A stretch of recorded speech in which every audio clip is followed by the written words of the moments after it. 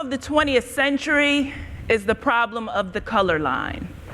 These words were written by W.E.B. Du Bois in 1903. 113 years later, we're still dealing with the same problem, the problem of the color line.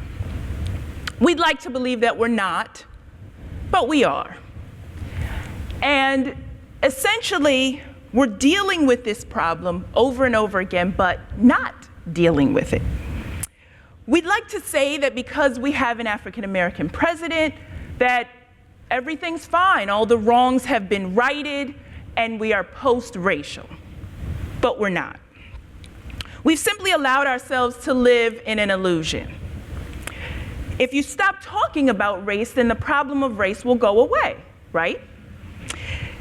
See, what we've done is we've tried to remix the problem, rename the problem. Let's stop talking about race and let's talk about differences instead. Let's talk about diversity. See, we like that word better. As a result, we can say things like, well, it's not always about race, it's about differences, right? Let's talk about those differences. Let's talk about diversity. Okay. Let's talk about diversity. First off, what does diversity mean? We use it all the time, this word diversity, especially nowadays. Everybody claims to either want it or have it, but does anyone really know what it means? Of course, there are certain definitions of diversity. On the one hand, it's been defined simply as variety. It's been defined as the state of being diverse, okay? In a recent New York Times article, journalist Anna Holmes said of the word diversity, it has become both euphemism and cliche, a convenient shorthand that gestures at inclusivity and representation without actually taking them seriously. Let's think about this for a moment. Today, we see that every college and university across this country claims to have a commitment to diversity. They either say they want it or they have it. Corporate executives pen eloquent mission statements about their commitment to diversity. Venture capitalist John Doerr recently boasted that his firm has 2 new partners that are so diverse, he can hardly even pronounce their names. He later apologized for this remark, calling it an unfortunate joke. But isn't that what this whole thing is to many? An unfortunate joke. It's become a game. It's a numbers game. It's smoke and mirrors. Because today, in order to really play this game and be in it to win it, you have to define diversity as everything. So we talk about diversity in terms of race and age and gender and sexual orientation and socioeconomic status and religion, on and on and on. We put everything in the pot, right?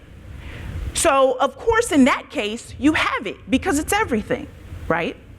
But my contention here tonight is that when diversity means everything, diversity means nothing. Because your goal is not about a genuine desire to appreciate or understand any particular group of people. Your desire is to say you have it. Your desire is the numbers. So you can say something like, our college or university has 30% diverse faculty and staff. And you can poke out your chest and you can say it with a straight face and mean it.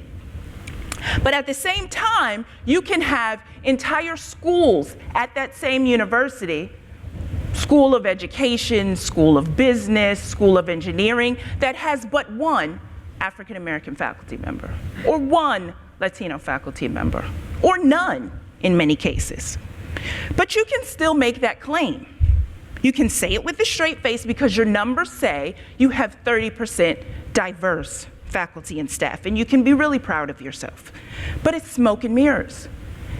Because when diversity means everything, something falls under the cracks. Something gets ignored, and that something is usually race.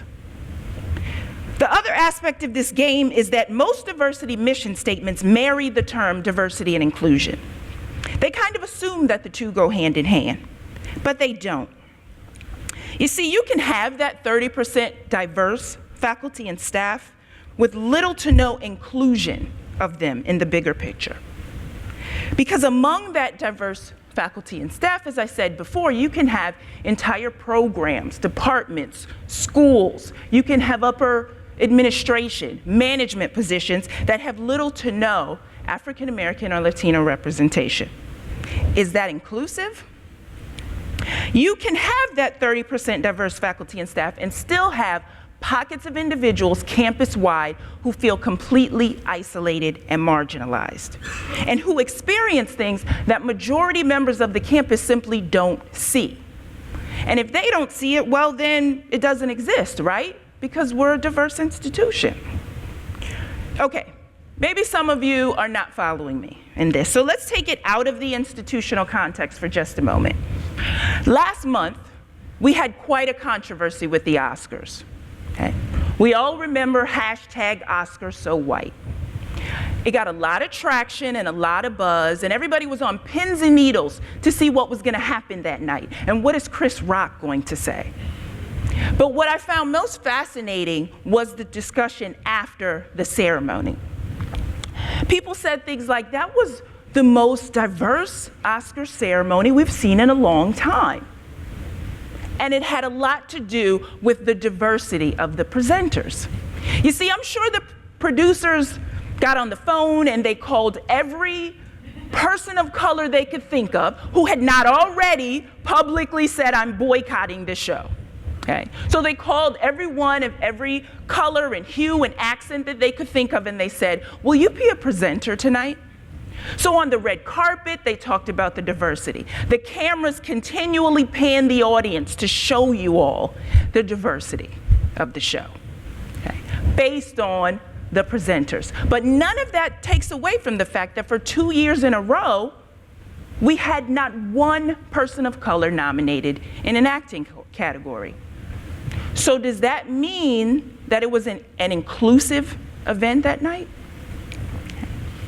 My point here is that you can have diversity and not have inclusion. In fact, you can have diversity and actually be practicing exclusion. Just because you invite someone into a room doesn't mean that their voice is actually being heard or considered or taken seriously. Remember the quote earlier? Diversity has become both euphemism and cliche, a convenient shorthand that gestures at inclusivity and representation without actually taking them seriously. Here's something else we do, both in higher education and in the private sector. In the name of diversity, we invite certain individuals to an interview in order to diversify our applicant pool, right? But in the end, we have no real intention at inclusivity. It's smoke and mirrors. The national numbers suggest that colleges and universities across the country, on average, have about 4% Latino faculty, 5% African American, and 10% Asian faculty. And when we take a look at upper administration, well, the numbers are downright embarrassing. Of course, this varies state by state, institution by institution. Some have more, some have far fewer. But the fact remains that there is a continued deficit that we don't want to talk about because it deals with the issue of race. We'd rather talk about diversity and make it all inclusive. But again, I say, when diversity means everything, diversity means nothing. So what happens now? What can we do about this? In the academy, the ivory tower of higher education, we need to stop playing the game. Stop doing what we do for show. Stop running around campus trying to find a Black student, a Latino student, and an Asian student to take the picture for the website. Stop being about appearances. Let's be more about genuineness. A genuine sense of commitment.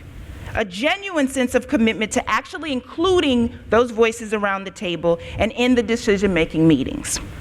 We need to be active about recruitment of faculty, staff, and administrators, not just to interview, but to hire.